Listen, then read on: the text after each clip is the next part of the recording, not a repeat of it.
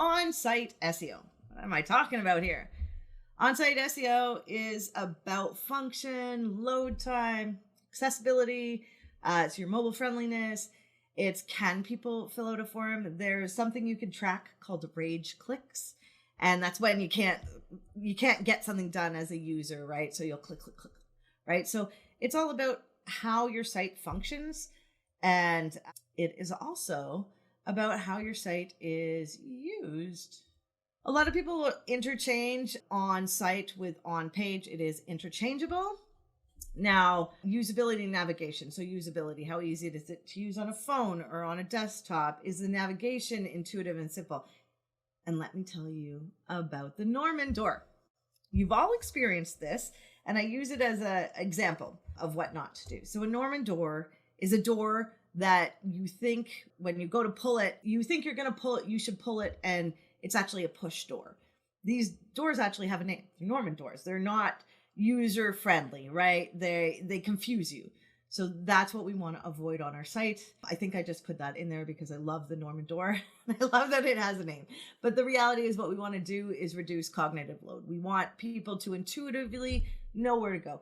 And this is one of the reasons why, every 5 years, to be honest, websites kind of need updating because things change. How menus are like, the 3-line hamburger menu we see on a phone was not there 6 years ago, right? So we want to take all these things into account and follow best practices. So on-page SEO and on-site are often grouped together. That's why I mention it here. And then although we're going to dig really deep into this, just a couple fundamentals about on-page SEO, right? On-page SEO, this is optimizing the elements of your page. Each page is optimized individually, right? So it's one page at a time. It's about content and copy. So you can be an SEO writer. You can be a sales copywriter. Those are two different people. You could just be a copywriter. And so with the SEO skills, you're going to be an SEO copywriter. That's kind of what's happening, right? You want to be persuasive to bots and to people. It's a magic. It's like you're doing technical stuff, but you're also using creative elements to make it flow so that robots and people love you. So off-page SEO is anything that happens off-site. So it depends on another web page. It usually deals with link building. It is an ongoing process. Some SEOs focus heavily on link building because it can be a ranking factor. Like it gives Google a signal that you're more reputable when you have like Forbes linked to you. However, it's also social media and something called NAP, name, address, phone number, and web. So citation building for local businesses. We'll talk more about that in a couple courses.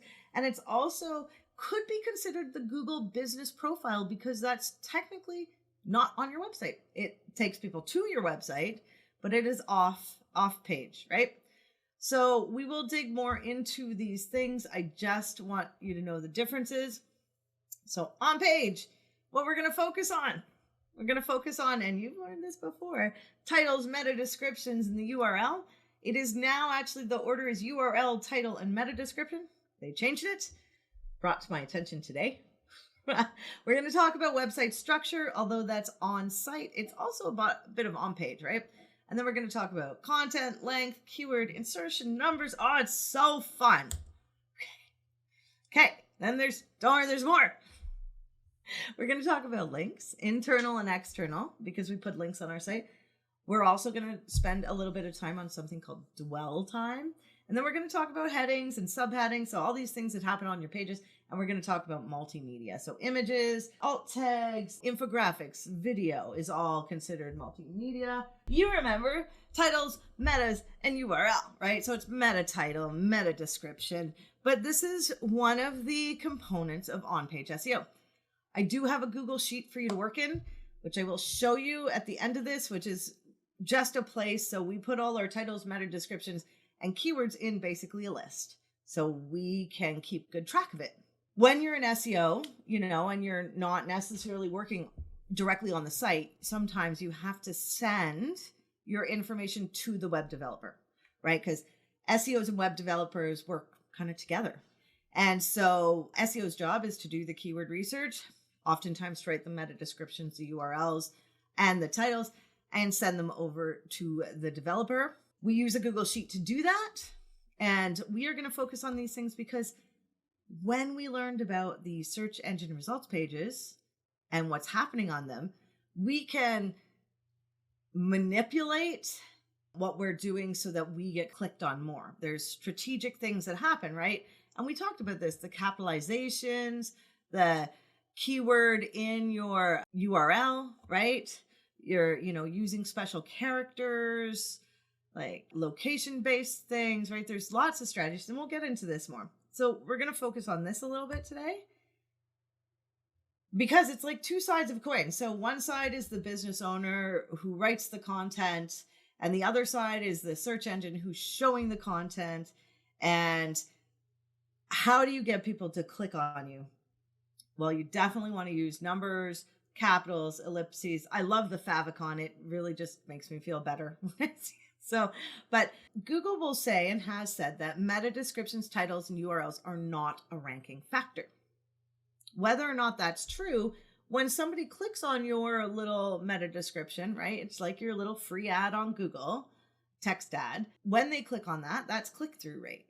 And the higher your click-through rate, the more valuable. Like if I have 10 little spots on a page and everybody's clicking on spot 5, then that little snippet is going to move up, right?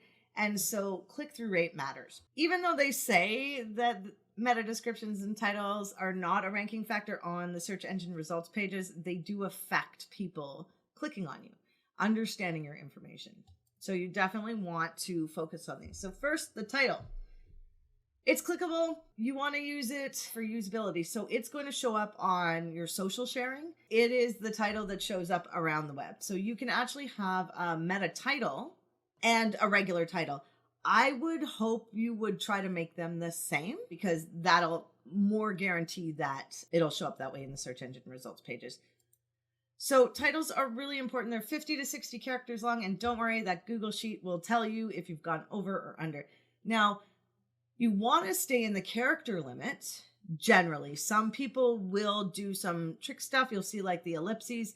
If you've written a meta description that's too long, you'll see the ellipses. But some people intentionally, and the ellipses are the 3 dots. Some people will intentionally do that, like have the 3 dots to entice you because it'll say something like, get your free ... right? The titles are for visitors to learn more about your business, and they have to be good enough to attract users. So this is where sales copywriting comes in. This is where SEO copywriting comes in. You want to have a good title so that people will click on you above your competitors, right? So your strategy is keep it short and simple and sweet. Questions have a higher click-through rate. Funniest thing is odd numbers have a higher click-through rate. So now when you're searching on Google and say you're just looking up articles, you'll see a lot of articles that'll be like 11 best things, 15 best things, 17.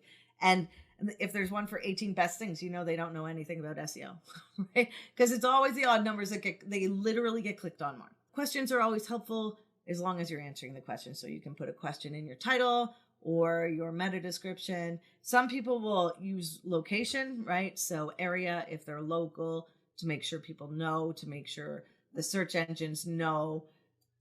So a little bit of strategy in there when you're doing these. You want to capitalize things. You don't want to keyword stuff, meaning you don't want to put your keyword string over and over and over and over again. However, if possible, you front end load it. So if my keyword is digital marketing agency, I would put in the front of my title, digital marketing agency, and I'd probably put a pipe and then some other text. Now, that's what I would do. You always have to keep in the back of your mind that you are actually writing for the user, not the robot, right? And so I will always recommend front end loading it with a keyword. However, it's not always possible.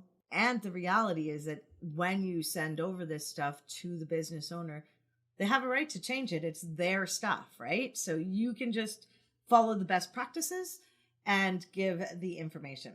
Now your meta description. Google announced in 2019 that about meta descriptions and keywords weren't a ranking factor. However, they do influence clicks, as we talked about, and they can positively impact your ranking. So They're about 120 to 156 characters. They 120 on a phone. And then you can write up to 156 characters. Now, I say characters. The reality is it's based on pixels, because a capital M will be a different size than a small f, right? So just for ease of use, that's the character limit. And if you write anything longer than that, it does get truncated. You will not see it all. Some people actually think you can write more. This has been the average for a number of years now. It did change about 2 years ago. They increased the character limit, I believe, or decreased it. Anyway, that's the character limit we stay within. And what you just want to think about your meta description is it's a description of what the page is about. So it's a summary. With summaries, there are some impactful words that you can use, like free. Free is a good one. Fast, easy, all good keywords that people seem to recognize and click on. So again, with your meta description, the strategy is usually front end loading with the keyword. Some people will put the keyword in there twice. It's a little bit of overkill. One thing you do not want to do is use quotation marks, because that cuts it off right away, truncates it. And I'm not sure why, but that's just the way it's been. The URL, now this is, do people pay attention to the URL on the search engine results pages? Sometimes they do, especially with the little breadcrumbs in there.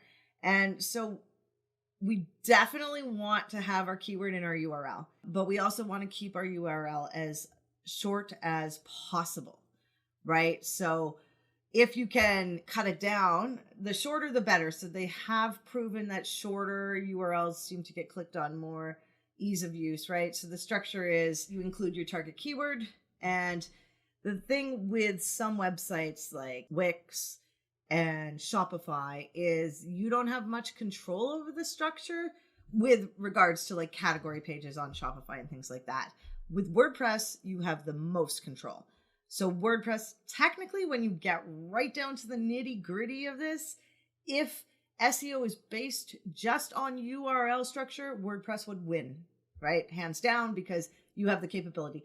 Now, if you need to change the way the structure of the URL is, you're going to go over to WordPress and you're going to go into your settings and you're going to go down to permalinks, and then you're going to pick post name, right? So that it actually is going to say your business name / keyword blog post.